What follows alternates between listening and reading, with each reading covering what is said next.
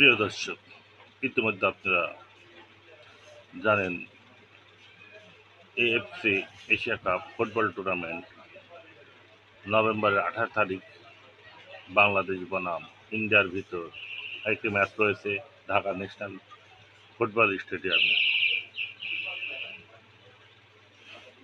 বাংলাদেশ বর্তমান যে অবস্থা হয়েছে, ফুটবলে এত দর্শক হয় সেই হিসাবে বাংলাদেশে কোনো স্টেডিয়াম নেই।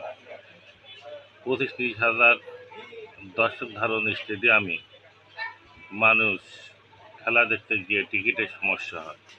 তাই বাংলাদেশ ফুটবল ফেডারেশনকে অনুরোধ করব, আপনারা একটি 50,000 দর্শক ধারণ স্টেডিয়াম তৈরি করুন এবং বাংলাদেশ জনগণের খেলা দেখার সুযোগ করে দেন।